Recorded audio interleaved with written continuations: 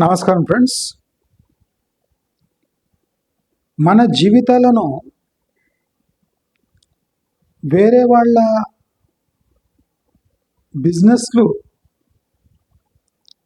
లేదా వ్యాపారాలు ఎంతకాలం శాసిస్తాయి? నేను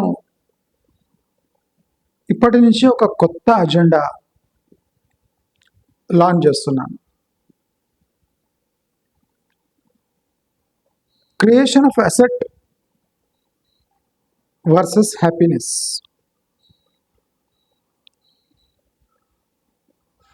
కోట్ల ఆస్తులు కూడబెట్టుకోలేని వాళ్ళు, సొంత ఇండ్లు కట్టుకోలేని వాళ్ళు, కనీసం ఫ్లాట్ అయినా కొనుక్కోలేని వాళ్ళు, వీకెండ్లో ఫార్మ్ హౌస్ లేని వాళ్ళు, తమ సొంత ఫుడ్, ఆర్గానిక్ ఫుడ్ పండించుకోలేని వాళ్ళు, మరి వీళ్ళంతా జీవితంలో వెనుకబడ్డట్ట, ఆనందం లేనట్ట. మరి వీరి పరిస్థితి ఏమి? People who don't own lands, plots, independent houses or flats, వీళ్ళు జీవితంలో వెనుకబడ్డట్ట. ఒకసారి మనం గమనిస్తే ఇల్లు కట్టుకోవడం అనే ప్రాసెస్ పాత టైంలో, అంటే తన జీవిత చరమాంకంలో ఈ ప్రాసెస్ కంప్లీట్ అయ్యేది. కానీ రాను రాను జీవితాన్ని ప్రారంభించగానే ఈ ప్రాసెస్ స్టార్ట్ అవుతుంది. నా మాట వినండి, మీకు దీంట్లో ఒక పవర్ఫుల్ మెసేజ్ నేను ఇవ్వదలుచుకున్నాను. How to stay happy without owning a asset to boast. అంటే గర్వంగా మాకొక ప్రాపర్టీ ఉంది అని చెప్పుకోలేని పరిస్థితిలో కూడా మనం హ్యాపీనెస్ ఎలా వెతుక్కోవాలి? అసలు ఇవి ముఖ్యమా? ఇంతకాలం మన భావనలతో చెలగాటమాడారా లేదా? ఎంతమంది లేని ఆశలను పూర్తి చేసుకోవడానికి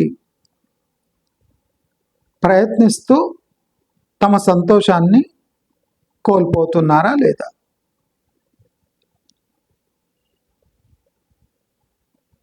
ఇప్పుడు మనము హైదరాబాద్ లాంటి మహానగరంలో సొంత ప్లాటు, సొంత ఇల్లు, అవుట్స్కట్స్లో ఫామ్ హౌస్, లేదా రేర్ ప్రాంతంలో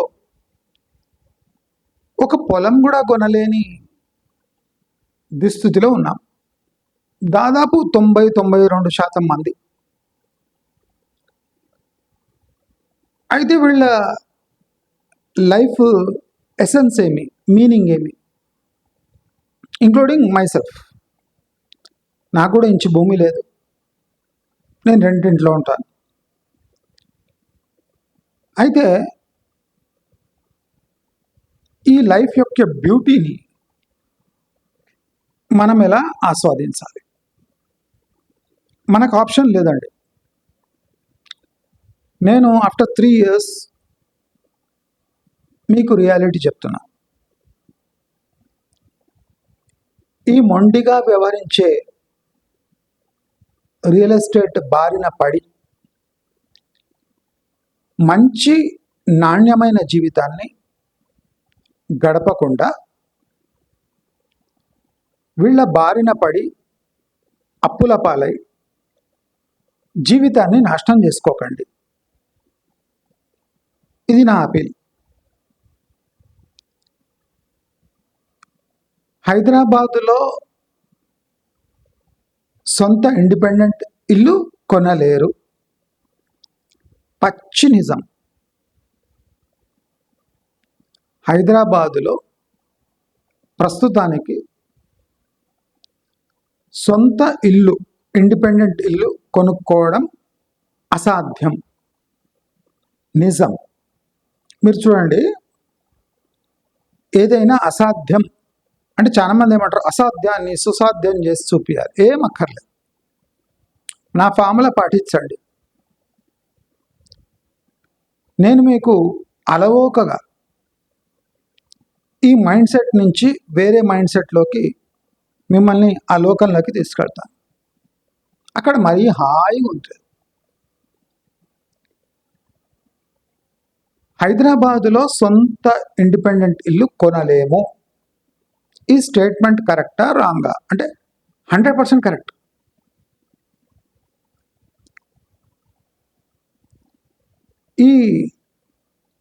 ఈ భావనలు ఉన్నాయి కదా, ఇవి క్రియేటెడ్.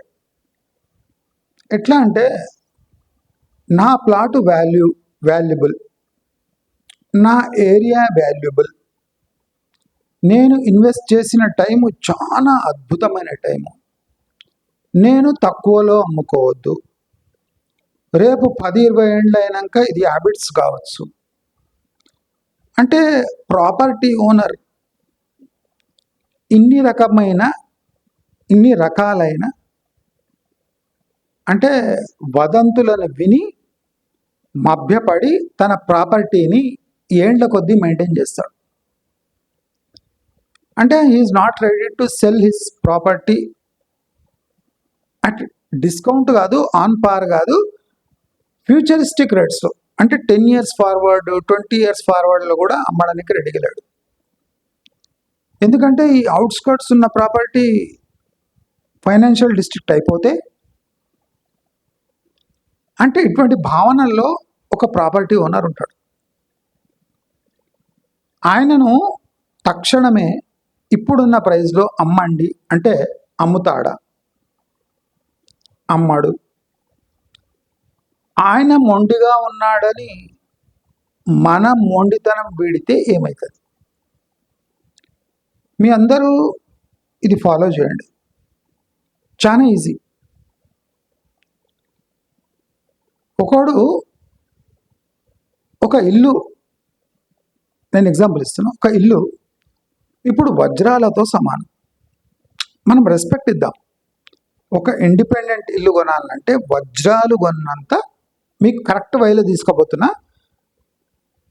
ఇల్లు కట్టుకోలేని వాళ్ళు, ఇల్లు లేని వాళ్ళు, ఇక ఇల్లు కట్టుకోలేము అనుకున్న వాళ్ళు తప్పకుండా ఈ వీడియో చూడండి. మిమ్మల్ని స్లోలీ షిఫ్ట్ చేస్తా. దీంట్లో మీకు లాభం తప్ప ఎవరికి లాభం లేదు. రియల్ ఎస్టేట్ వాళ్ళకు శాపం ఈ వీడియో.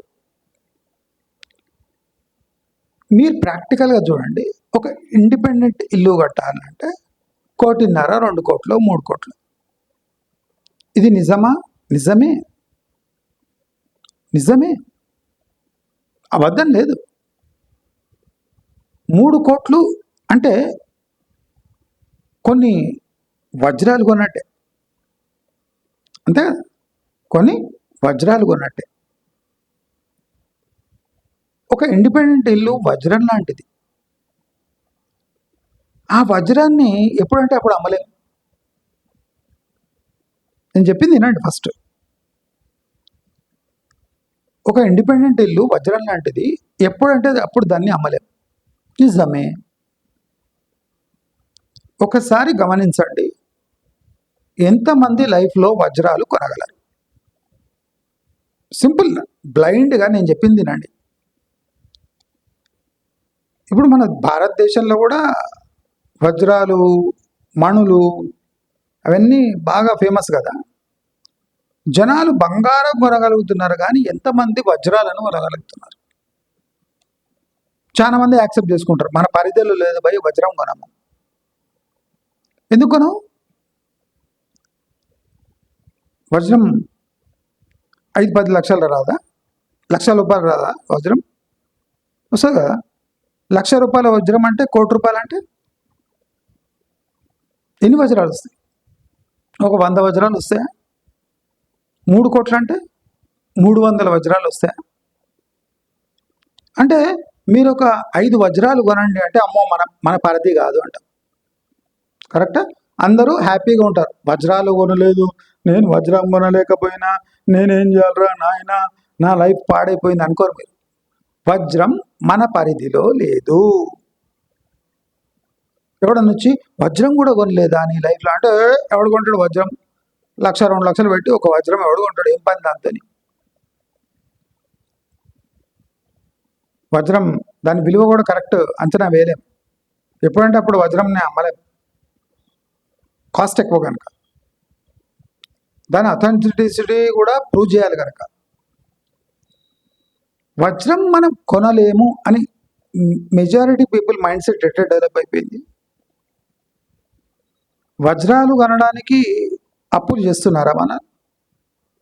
ఏమండి చెప్పండి, మీరు వజ్రం కొనడానికి అప్పులు చేస్తారా? చేయరు. ఎందుకు చేయరు? కొనొచ్చు కదా వజ్రం. 1,00,000, 2 లక్షలు, 5 లక్షలే కదా వజ్రం, కొనొచ్చు. అప్పులు ఎందుకు చేయరు? ఎందుకు చేయరు? మీరు ముదనష్ట బట్టల కోసం క్రెడిట్ కార్డు వాడతారు, చిన్న చిన్న వాటికి క్రెడిట్ కార్డు వాడతారు, కారు కోసం వాడతారు, దానికోసం వెహికల్స్, టీవీ కోసం వాడతారు. మరి వజ్రం కొనడానికి అప్పులు ఎందుకు చేయరు ఇండియాలో? ఎందుకంటే వజ్రం అది వాల్యుబుల్ అయినా, మోస్ట్ వాల్యుబుల్ థింగ్ అయినా మన పరిధిలో లేదు అని చాలా మంది అనుకుంటారు. ₹1,00,000 ఐఫోన్ ఉంది, ₹1,00,000 వజ్రం కొనొచ్చు కదా, కొనరు. మరి ఈ మైండ్ సెట్ ఎట్లా డెవలప్ అయింది? ఎట్లా పాతుకుపోయింది? జస్ట్ అబ్జర్వ్ చేస్తున్నారు నేను చెప్తున్నా. మీరు కేర్ఫుల్లీ అబ్జర్వ్ చేయండి నేనేం చెప్తున్నా. మీ బ్రెయిన్ కూల్ అయిపోతుంది. మెజారిటీ అంటే గోల్డ్ సిల్వర్ కోసం పిచ్చి కొట్టుకునే భారతదేశంలో వజ్రం లాంటి వాల్యుబుల్ థింగ్ మేము కొనలేము అని ఎంత హాయిగా ఉంటున్నారు మంది. ఎవడన్నా నేను వజ్రం కొనలేకపోయినా అని ఏడ్చిన ఒక్క వ్యక్తిని చూసినరా? నేను ఐఫోన్ కొనలేకపోయినా అని ఏడ్చిన వ్యక్తిని చూస్తారు, కానీ నేను వజ్రం కొనలేకపోయినా నా దగ్గర వజ్రం లేవు అంటుండేవాడు. ఇవ్వడంటలేదు. మన దగ్గర డబ్బులను కొనం. ఎందుకు కొనం? ఎందుకంటే ఆ మైండ్ సెట్లో పురుగు కూర్చున్నది. అలాంటి పురుగే ఇప్పుడు మనం బ్రెయిన్లో కూర్చోవాలి. ఇప్పుడు చాలా మంది దగ్గర 50 లక్షలు ఉంటాయి. ₹1,00,000 వజ్రం అంటే 50 వజ్రాలు కొనొచ్చు. ఎందుకు కొనడు? చాలా వాల్యుబుల్ కదా, హుందా కదా, అదో స్టేటస్ సింబల్ కదా, ఎందుకు కొనడు? బంగారం అంటే ఎందుకు పాకులాడతారు? సిల్వర్ అంటే ఎందుకు పాకులాడతారు? మరి వజ్రం కోసం ఎందుకు కొట్లాడారు అంటే, మన మైండ్ సెట్లో, యావరేజ్ మైండ్ సెట్స్లో వజ్రం అనేది చాలా ఎగ్జాటిక్ థింగ్, అందరి దగ్గర ఉండరు, రాజులు మహారాజులు కొనేది మనం కొనలేము అని ప్రశాంతంగా ఉంటున్నామా లేదా? ఫస్ట్ హా యా నా ఆన్సర్ చెప్పండి. చాలా మంది వజ్రం కోసం మనం పాకులాడలేదు. మనం ఏమనుకుంటాం? వజ్రం బాగా అల్ట్రా రిచ్ ఉన్నోళ్ళు కొంటారు, మళ్ళీ ఐఫోన్ కూడా అల్ట్రా రిచ్ ఉన్నోళ్ళే కొంటారు. కానీ ఐఫోన్ కోసం మనం లోన్ తీసుకొని ఐఫోన్ తీసుకుంటున్నామా? ఒక ఇండిపెండెంట్ ఇల్లు 2-3 కోట్లన్నా మన పే స్లిప్లు అవి ఇవి తాకట్టు పెట్టి మనకు లోన్ తీసుకుంటున్నాం. మరి వజ్రం కోసం లోన్ తీసుకోవద్దు అని డిసైడ్ అయిన వాళ్ళు ఈ 3 కోట్ల ఇల్లు, ఇండిపెండెంట్ ఇల్లు మనం జన్మలో కొనలేము అనుకోవడం దాంట్లో తప్పేముంది?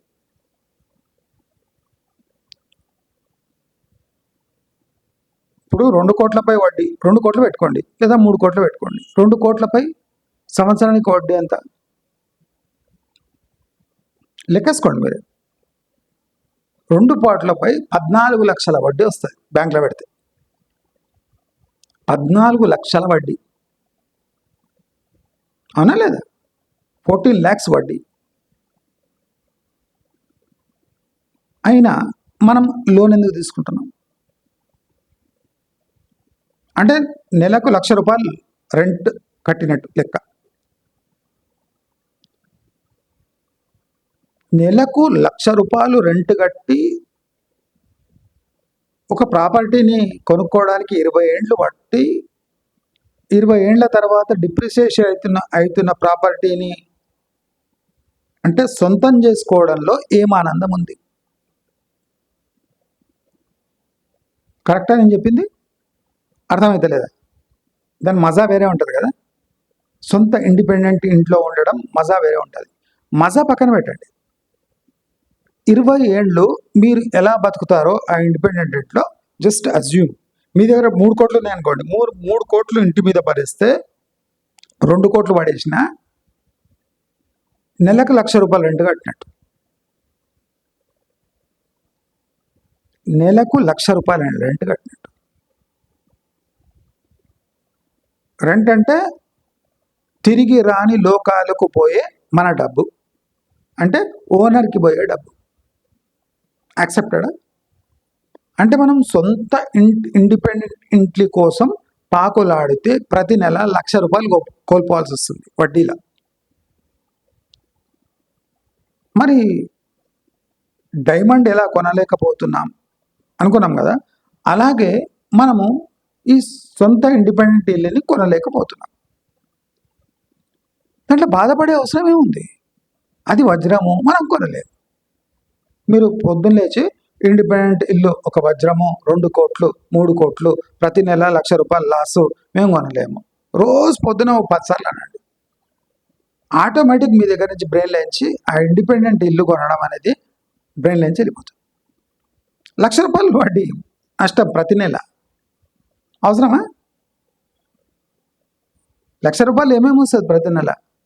10 ఫ్రిడ్జ్లు వస్తాయి. 10 ఫ్రిడ్జ్లు వస్తాయా? ఏమేమి కొనొచ్చు మనం? ₹1,00,000 అంటే ఏం లెక్క? నియర్లీ ఒక 70 గ్రాముల బంగారం వస్తుంది. 70 గ్రాములు అంటున్నా, 7 తులాల బంగారం వస్తుంది. మీరు ఆ ₹1,00,000 convert it into capital good.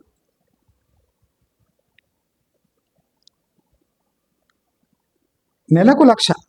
ఈ 1,00,000తో మీరు ఏం చేయగలరు?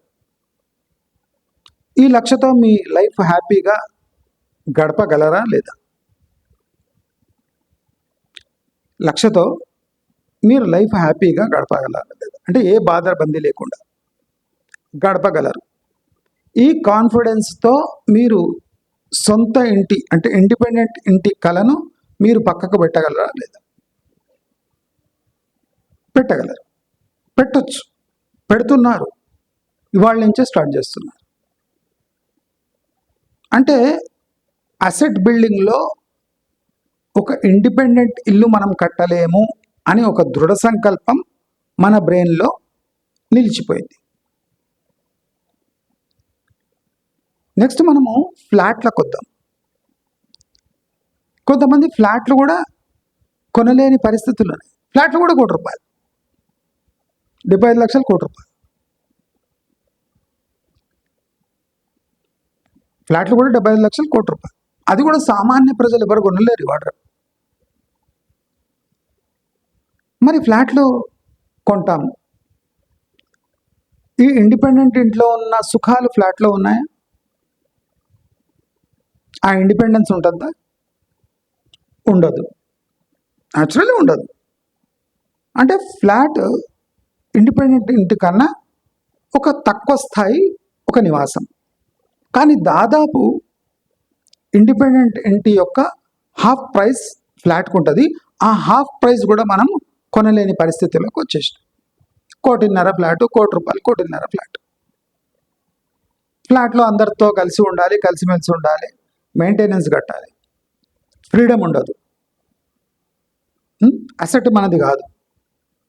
కామన్ వాల్స్ ఉంటాయి, lift, sound problems, maintenance problems.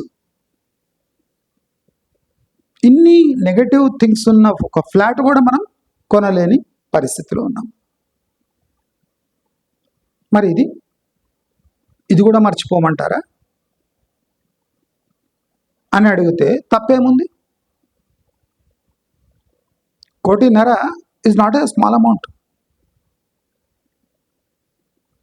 దాదాపు ఇక్కడ కూడా ఒక 60-70 వేలు మిగులుతాయి ఆ ఫ్లాట్ కొనకపోతే. అది ఫాస్ట్గా డిప్రిసియేట్ అయ్యే అసెట్. ఇది యూడిఎస్ కూడా ఫేక్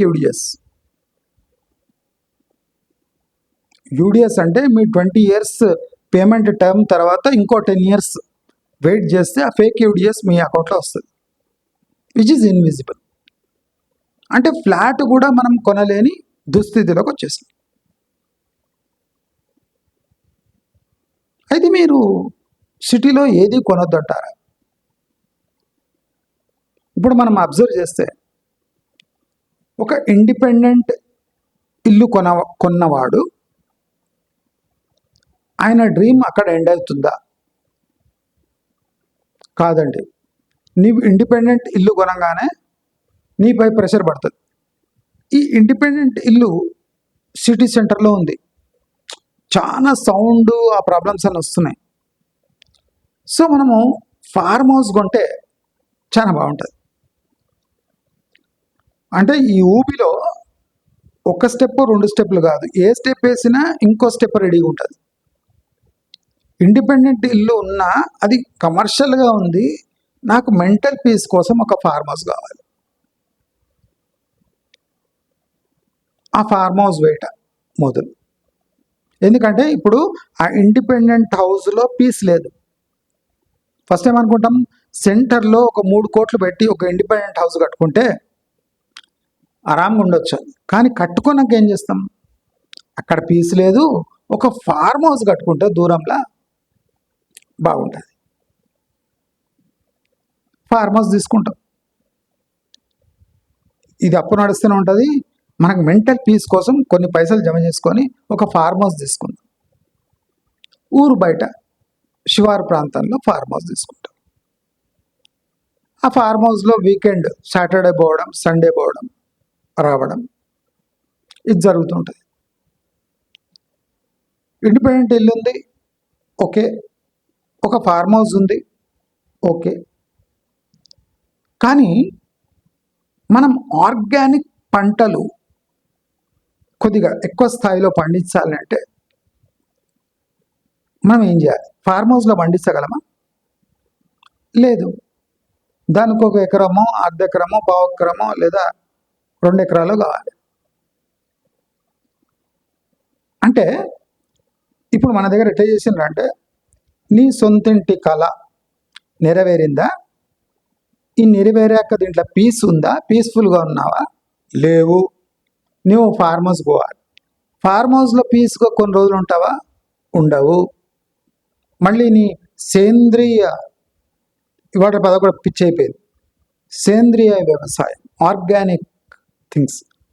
ఫార్మ్ హౌస్ ఉన్నాక మనం ఒక అగ్రికల్చర్ ల్యాండ్ కొనలేమా? మన సొంత ఫుడ్, మనకు సంవత్సరానికి కావాల్సిన బియ్యము ఆర్గానిక్గా పండించలేమా? పండించగలం. So why don't buy a agriculture property? చాలామంది ఇప్పుడు అదే చేస్తారు కదా, ఒక సొంత ఇల్లు, తర్వాత ఫార్మ్ హౌస్ చిన్నది, దాంట్లో ఏం పండిస్తాం? ఆర్గానిక్ స్టఫ్ పండించలేము. మనం వీకెండ్కి వస్తాం, ఎంజాయ్ చేసి పోతాం. ఇది కాకుండా మనం ఆర్గానిక్గా మన ఫుడ్ మనం పండించుకుంటే, అంటే ఇది ఒక అగ్రికల్చర్ ల్యాండ్స్ కొనడం ఒక మార్కెట్. మనం ఇక్కడ కొన్ని రోజులు మనం అగ్రికల్చర్ చేస్తాం. అగ్రికల్చర్ చాలా బాగుంది, చాలా నైస్గా ఉంది, ఇక్కడనే అన్నీ దొరుకుతున్నాయి, చాలా బాగుంది. అగ్రికల్చర్ ల్యాండ్ 2 ఎకరాలు 3 ఎకరాలు ఉంది, ఇక్కడ అన్ని చెట్లు చేమాలు అన్నీ ఉన్నాయి, చిన్న రూమ్ కట్టుకున్నాం. కానీ బాగా నచ్చిన అగ్రికల్చర్ ల్యాండ్లో మనం ఉండగలమా? ఉండలేము. మీకు బాగా నచ్చింది, సొంత ఇండిపెండెంట్ ఇల్లు నచ్చింది, ఫార్మ్ హౌస్ నచ్చింది. ఫార్మ్ హౌస్ కన్నా మీకు అగ్రికల్చర్ ల్యాండ్ చాలా పీస్ఫుల్గా అన్నీ పండిస్తున్నాం, అన్నీ ఫ్రెష్గా తింటున్నాం. కానీ ఫ్రెష్గా తింటూ అక్కడ ఉండగలమా? లేదు. ఎవరు భరోసాను ఉంచి అది మనం మళ్ళీ ఆ సిటీకి ఇండిపెండెంట్ ఇంటికి రావాలి.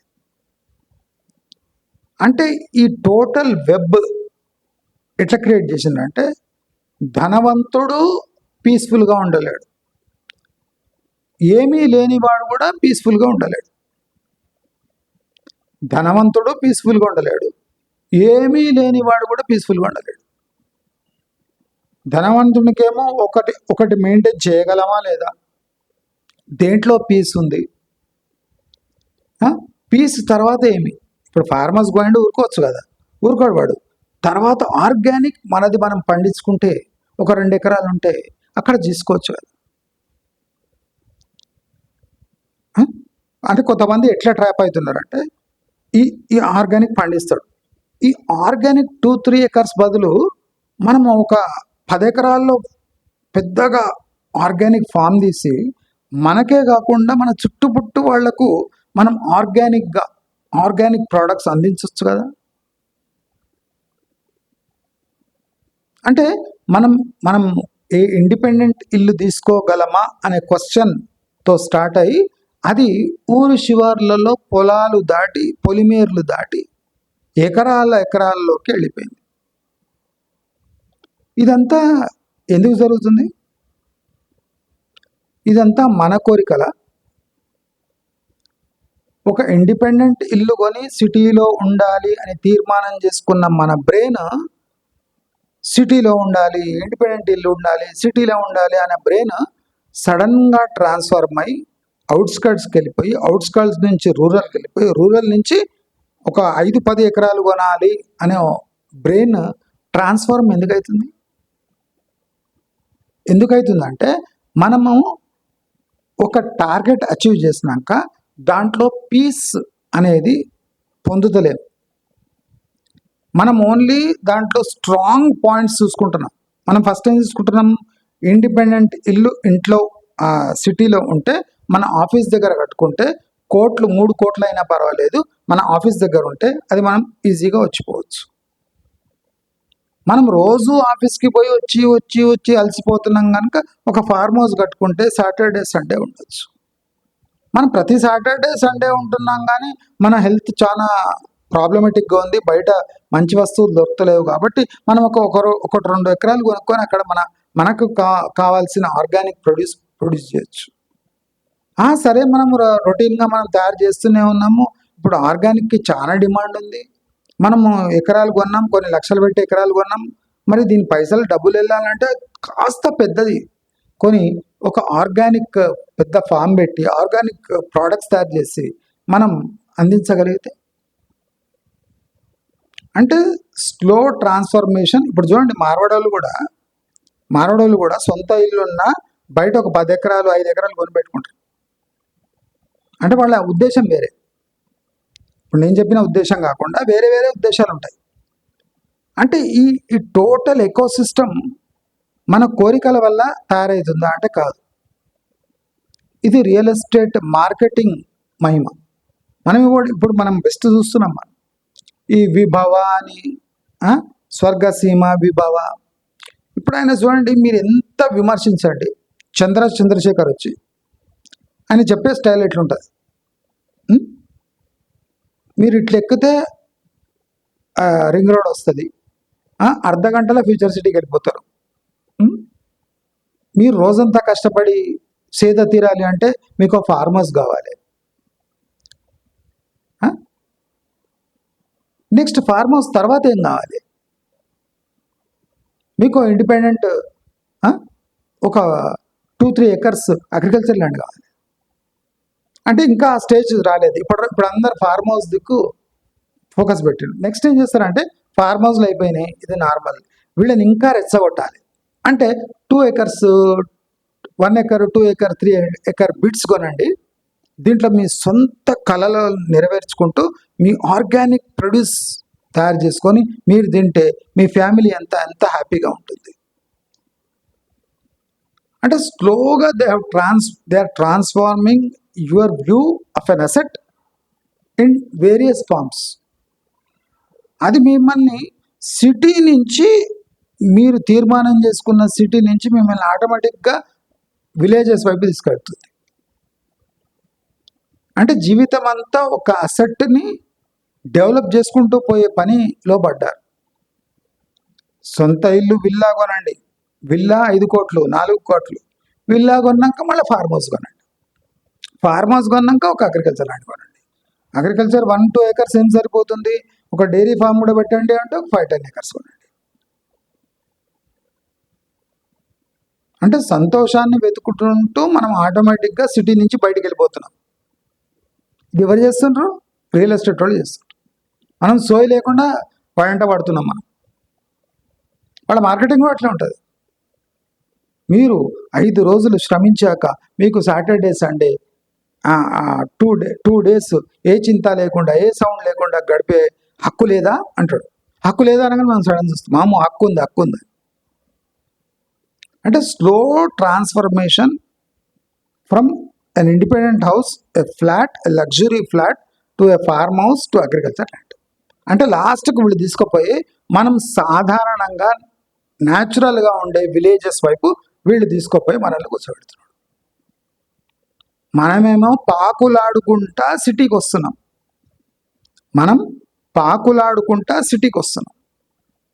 వాడు మళ్ళీ మనల్ని సిటీలో అసెట్ కొనిపించి, అవుట్స్కట్స్లో అసెట్ కొనిపించి, విలేజ్ అంటే సిటీ బయట ఒక 2 ఎకరాలు కొనిపించి, టోటల్ ఊళ్ళో ఒక 5 ఎకరాలు కొనిపించే వరకు, అంటే టోటల్ సైకిల్ వీళ్ళు కంప్లీట్ చేస్తున్నారు.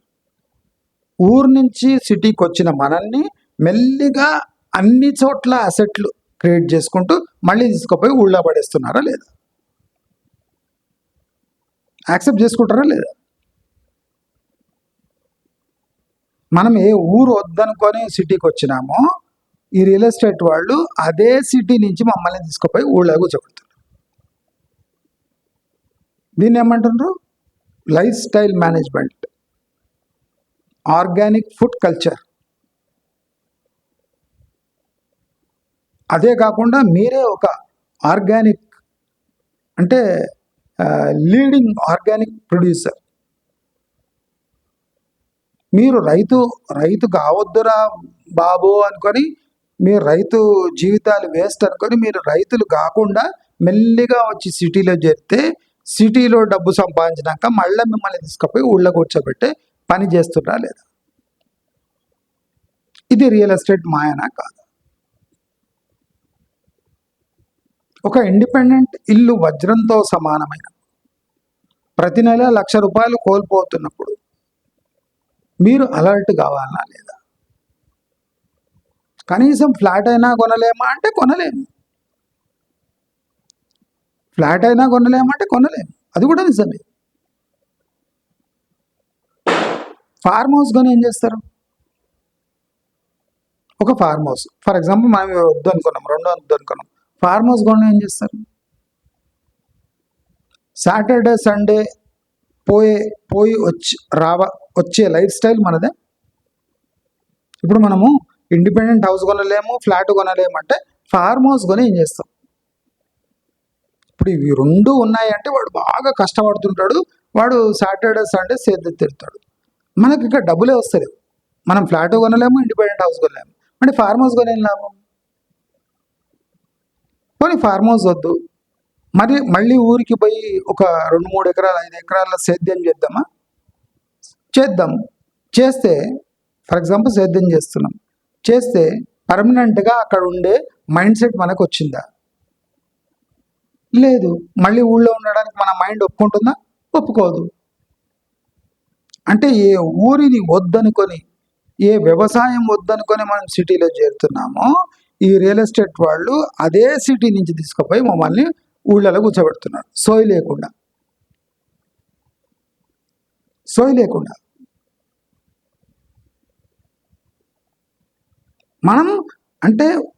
మనం అసెట్ క్రియేట్ చేయలేకపోతున్నామని ఒకటే బాధ మనకు.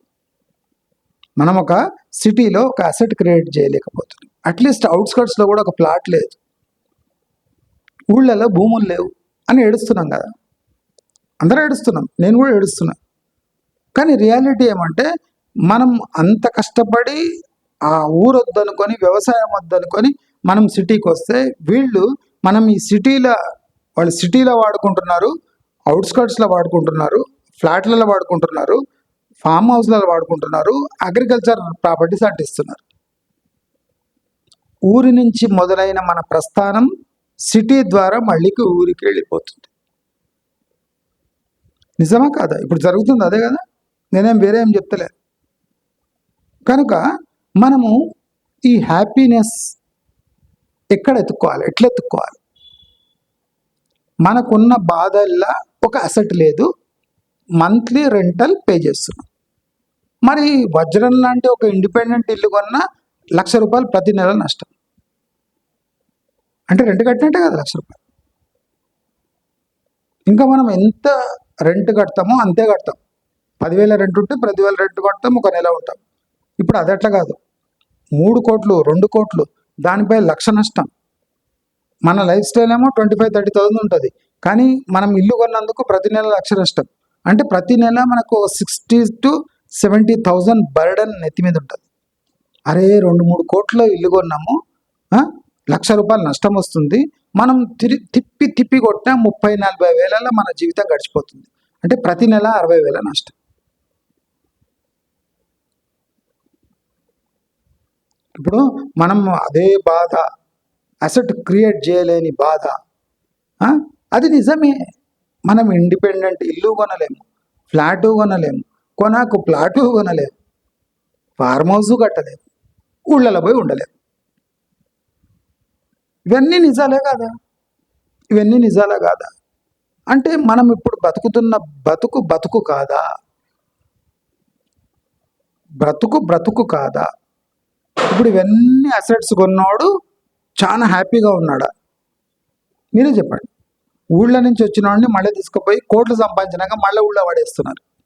మనం అట్లా కాదు, మనకు ఇల్లు లేదు, ఫ్లాటు లేదు, ఫార్మ్ హౌస్ లేదు, ప్లాటు లేదు, అగ్రికల్చర్ ల్యాండ్ లేదు, ఏం లేదు.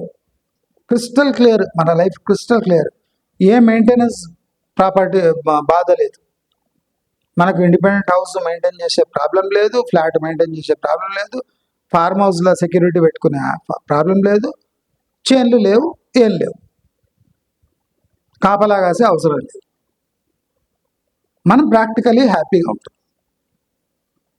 మనకు కావాల్సిన జామకాయలు చెట్లు పెంచకుండానే ఒక ₹30 పెడితే కొంటున్నాం, తింటున్నాం. మనకు కావాల్సిన బొప్పాయి కాయలు ఒక ₹8-10 పెడితే కిలో మనకు చైతన్యపురిలో దొరుకుతుంది, తీసుకుంటున్నాం, తింటున్నాం. అంటే బాధే. మన సొంత చెట్టుపై పండిన కాయలు తినేది ఆనందం వేరే. ఆ సొంత చెట్టు పెరగడానికి 5-10 సంవత్సరాలు, దానికి కాయలు కావాలంటే ఇంకో సంవత్సరము, ఆ కాయ తెంపుకొని తినడానికి మనము ఒక 5-6 ఏళ్ళు దానికోసం కృషి చేయాలి. చేస్తే ఆనందంగా ఉంటుంది, నేను లేదన్నాను. ఆర్గానిక్ వడ్లు పండించుకొని తింటే ఆనందంగా ఉంటుంది, ఆర్గానిక్ జొన్నలు పండించుకొని తింటే ఆనందంగా ఉంటుంది, ఆర్గానిక్ పాలు తాగితే చాలా ఆనందంగా ఉంటుంది. కానీ దీనికోసం మనం ఎంత స్ట్రగుల్ చేయాలి, మన జీవితం ఎంత పణంగా పెడితే ఇవన్నీ వస్తాయి ఇవాళ రేపు? కష్టమా కాదా? ఇవన్నీ చేసే బదులు రోజు పొద్దున్న లేచి ఎన్టీఆర్ మార్కెట్కి పోయి తాజా కూరగాయలు కొనుక్కొని వస్తాం. రైతు కృషి చేసి రాత్రి పగలు కాపలా కాసి తన ఫార్మ్ హౌస్లో, తన ఫార్మ్లో పండించిన కూరగాయలు తీసుకొని వచ్చి మనకు 10కి 2, 10కి 3 ఇస్తాడు. మనం పోతాం, ₹10 ఇస్తాం, తీసుకొని వస్తాం. పప్పాయి కాయలు వాడు సంవత్సరం అంతా కష్టపడి దాన్ని నిలబెట్టి పప్పాయి కాస్తే వాడు వచ్చి తీసుకుపోయి ₹8-10 కిలో అమ్ముతాడు, మనం తింటున్నాం. మామిడి పండ్లు కూడా వాన వస్తే రాలని, లేకపోతే లేదు, వాడు దొంగతనం చేసుకోపోతాడు, చింత లేదు, వాడు ఇక్కడ రాగానే ₹25-30 కిలో అమ్ముతున్నాడు. మనం 20-30 రూపీస్ పెట్టి ఒక 5 కిలోలు కొంటున్నాం, ₹150 అయిపోతుంది. వాడేమో వచ్చి వాడిని మ్యాంగో ఫామ్ ఉంటుంది, దానికి కౌలుకి ఇస్తాడు, దాన్ని రక్షించుకోవాలి, దానికి కీటకాలు కొట్టాలి, చీడపీడలు రాకుండా చూసుకోవాలి, పూత పిందె రాలొద్దు, కాయలు వచ్చినాక దొంగతనం కావద్దు, దానికి నాణ్యమైన షేప్ రావాలి, కలర్ రావాలి, మార్కెట్కి పోయిన గిట్టుబాటు ధర రావాలి. దీనంత బదులు రూపాయలు పెట్టి కిలో కొంటే మనకి వాన పడ్డా నష్టం లేదు, ఎండగాచినా నష్టం లేదు, పూత రాలిపోయినా నష్టం లేదు. నేను చెప్పేది మీకు కొద్దిగా విచిత్రంగా అనిపిస్తుండొచ్చు, ఏం చెప్పాలనుకుంటున్నాడు అని. నేను క్లియర్గా చెప్తున్నా. ఇప్పుడు మనము ఇండిపెండెంట్ ఇల్లు కొనలేం, ఫ్లాటు కొనలేం, ఫార్మ్ హౌస్ కట్టలేం, ప్లాటు కొనలేం. దౌర్భాగ్యమైన స్థితి. ఊళ్ళకి పోతే మనకు పొలాలు లేవు, ఏం చేస్తారు? బాయిల దుంకి చావమంటారా? పోనీ దీనికి అచీవ్ చేయడానికి మనం కష్టపడాలని డిసైడ్ అయ్యాం అనుకోండి, మన జీవితకాలంలో 80% దీనికోసం పోతుంది. లాస్ట్కు మనము ఈ ఈఎంఐలు కట్టుకుంటా అంటే పెస్టిసైడ్స్ పిచికారీ చేసిన జామకాయలు కూడా తినలేని పరిస్థితికి వచ్చేస్తాం. మనం ఇవన్నీ కట్టే వరకు 2 పూట్ల అన్నం తినే దానికి కూడా మన బాడీ సహకరించాం. ఆర్గానిక్ పాలు పక్కన పెట్టి ప్యాకెట్ పాలు తాగుదామన్నా మనకు ఆ పాల ఇది పడదు, మనకు లాక్టోస్ ఇంటాలరెన్స్ వచ్చేస్తుంది. మనం ఆర్గానిక్ తినలేము అని మనం ఆకలితో ఉండగలమా? పోతాం, మార్కెట్ నుంచి ఏం దొరికితే తీసుకొని తింటాం. దీని నుంచి చచ్చిపోతున్నాం, మనం ఏం చచ్చిపోతున్నాం. 2 సార్లు ఎక్స్ట్రాగా అడగాల్సి వస్తుంది అంతే. అవునా కదా? నేను చెప్పింది మీకు అర్థమవుతుందా? మనకు కొన్ని కావు, పాసిబుల్ కావు అన్నాక మనం హ్యాపీగా ఎట్లా బతకాలి?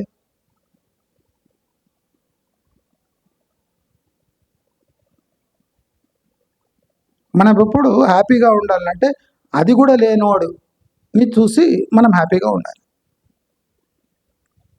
మనం టూ మచ్ అంబిషియస్ కావద్దు. నేను నా హర్నిశలు కష్టపడి నేను ఒక ఫ్లాట్ కొంటా, నా 20-30 ఏళ్ళు ధారాదత్తం చేసి నేను ఒక ఫ్లాట్ కొంటా, నా ఊళ్ళో ఉన్న 10 ఎకరాలు అమ్మి ఇక్కడ ఒక ఇండిపెండెంట్ ఇల్లు కడతా. ఇలాంటి తీర్మానాలు వద్దు. మన జీవితాలు సమయానుసారంగా హ్యాపీగా గడపాలంటే మనం ఏం చేయాలి? సమయానుసారంగా మనం హ్యాపీగా గడపాలంటే ఏం చేయాలి?